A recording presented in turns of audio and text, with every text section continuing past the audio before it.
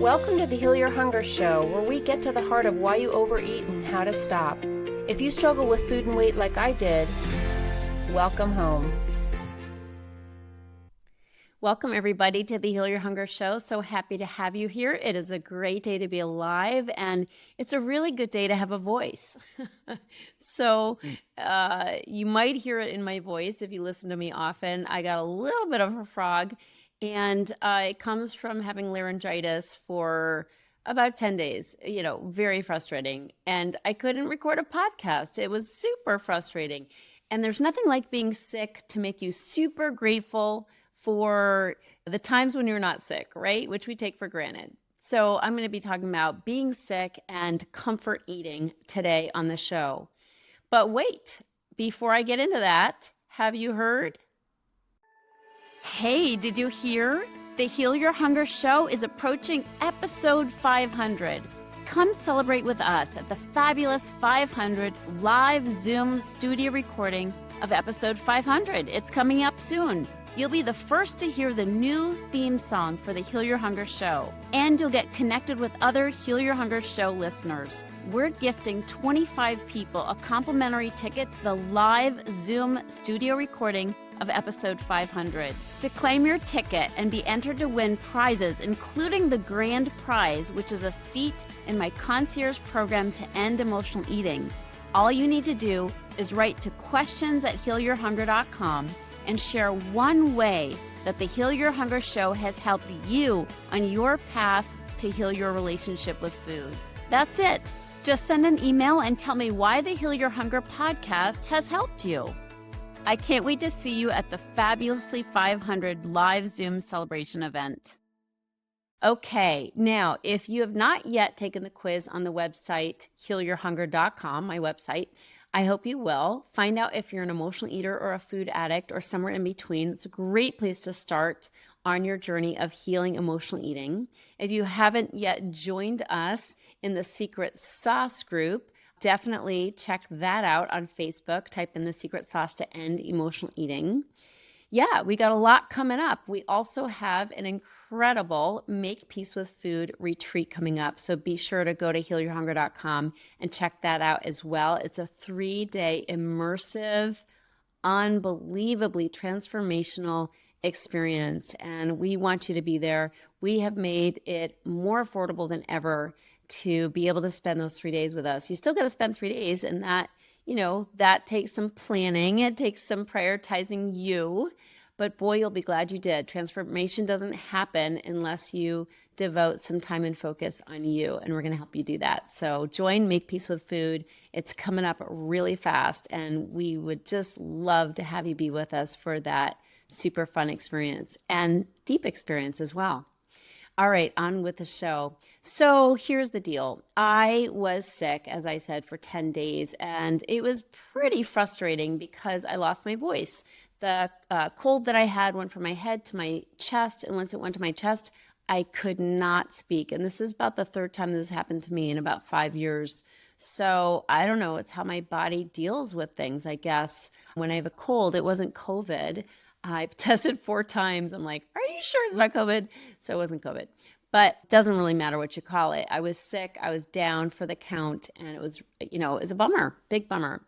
But the hardest thing about being sick and being stuck at home and feeling isolated is the temptation to eat. And friends, I tell my clients many times, on many occasions, I'm not cured. I'm not like over emotional eating. Now, granted, I am free from emotional eating and I'm free on a daily basis. And I'm not just playing with words here. I live in incredible freedom from food obsession, free from weight obsession, free from overeating. I mean, you'd think I was cured, right? To look at me and follow me around. But I have definitely fallen off the wagon on occasions over the last 35 years with my relationship with food. And so I don't call myself cured. It's sort of like that one day at a time concept of, for today, I'm free. I'm free, and there's a lot of things I do on a daily basis to enable that freedom to happen. I believe my freedom is the grace of God. I will give God the credit because There was once upon a time when I could not stop overeating. I could not stop binging. My binges were super, super ugly. We're talking 2,000, 3,000 calories in a sitting, sugar, carbs, chips, ice cream, bread, bars, whatever, really crappy food. And so I never want to forget that, what that was like. Middle of the night, going to the grocery store. Friends, I'm a low bottom binge eater, that's for sure. And I live in utter freedom on a daily basis, but I do certain things to enable that freedom and to continue to live in that freedom. I try as best I can to remain incredibly humble and grateful for that gift. Grace is an unearned gift, but there's certain things I do, otherwise I wouldn't expect that grace. So I'm very grateful to be free. I'm not cured. And when I'm sick, I'm susceptible in I'd say a more precarious position around food.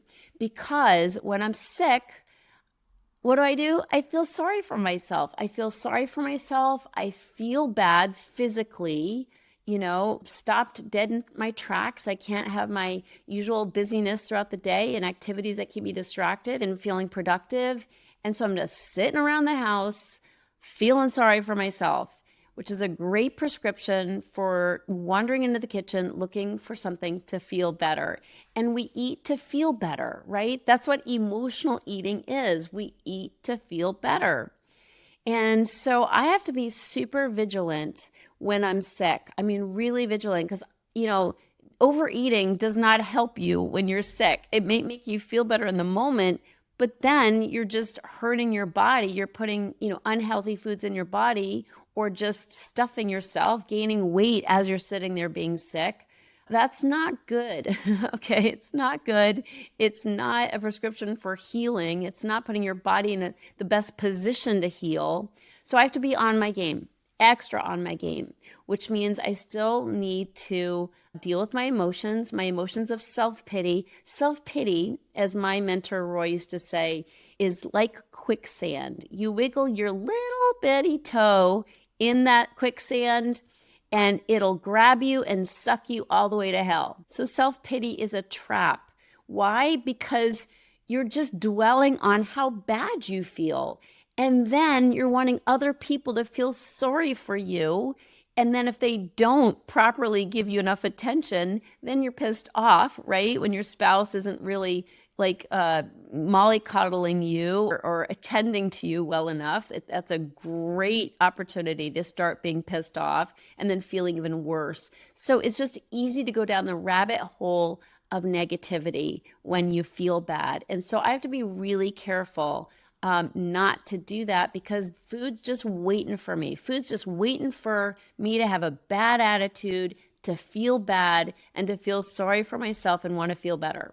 Okay, so if you're not catching my drift, it's really important as emotional eaters to be aware of what's going on in our head. They call it stinking thinking. We have to be aware of that, because as emotional eaters, when we're not aware of our emotions, we're not aware of how our thoughts are, what train of thought we're having, it can lead us right into an excuse to eat. And it isn't feeling unhealthy or feeling sick a great excuse to eat. But I don't want to take the bait, okay? So another issue with being sick is you are alone a lot. You're sitting at home feeling sorry for yourself. You're feeling isolated. And that's not good for emotional eaters. We need connection. We need community. So I'm going to tell you some of the things I did to stave off the temptation to just wander into the kitchen and start snacking. Because if you know me at all, you know I'm a 3-meal magic girl.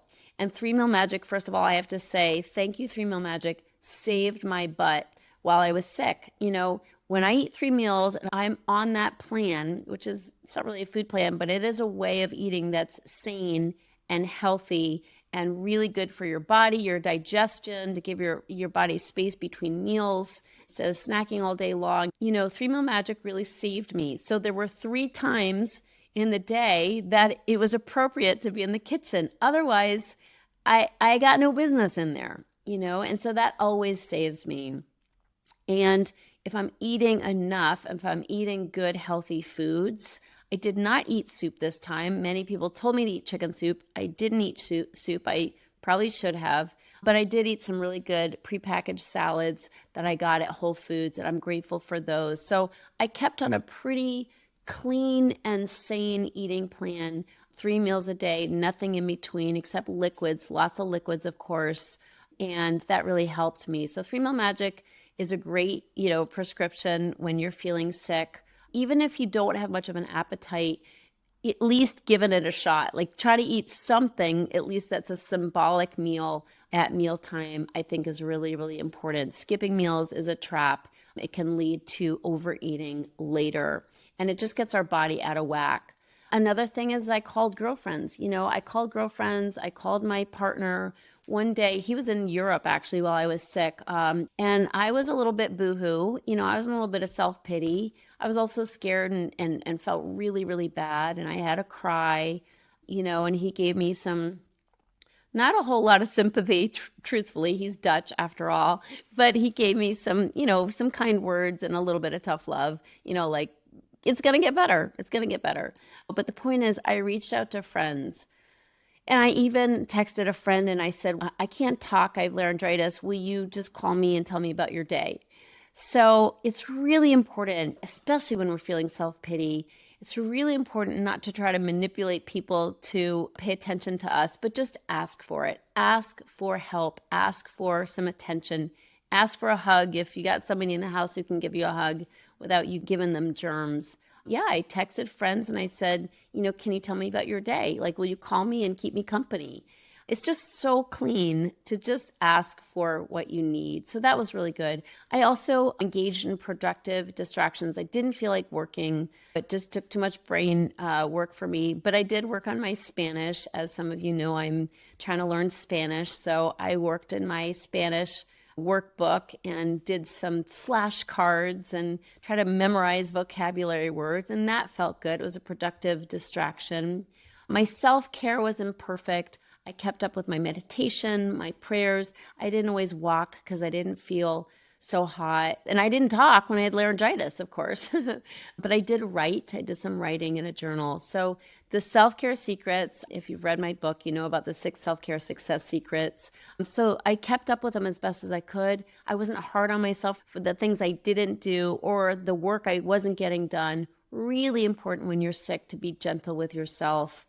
I also prayed, I prayed to God. I felt so bad. I was like, God, help me feel better. And that's always good, right? It's always good to ask for spiritual support.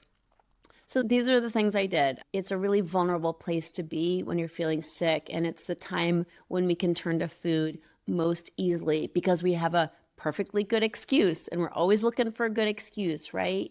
But it ends up making us feel bad in the long run. It doesn't support our health, and it doesn't support feeling good about ourselves. So that's my little tale of being sick. My voice is on the mend. I'm grateful for that. And just know that when you're feeling sick is when you have to step up your vigilance around self-care, your vigilance around asking for what you need, your vigilance around being conscious of when you're in the kitchen, why you're in the kitchen, why you're reaching for food. If it's just to feel better, there are better ways to feel better. But it's tempting. So don't take the bait and feel better. Anyway, I love you so much. I hope this is helpful. Have a great day and come to the Make Peace with Food retreat. Can't wait to see you there. Hey, did you hear? The Heal Your Hunger show is approaching episode 500. Come celebrate with us at the fabulous 500 live Zoom studio recording of episode 500. It's coming up soon. You'll be the first to hear the new theme song for the Heal Your Hunger show, and you'll get connected with other Heal Your Hunger show listeners. We're gifting 25 people a complimentary ticket to the live Zoom studio recording of episode 500. To claim your ticket and be entered to win prizes, including the grand prize, which is a seat in my concierge program to end emotional eating, all you need to do is write to questions@healyourhunger.com and share one way that the Heal Your Hunger show has helped you on your path to heal your relationship with food. That's it. Just send an email and tell me why the Heal Your Hunger podcast has helped you. I can't wait to see you at the Fabulously 500 live Zoom celebration event.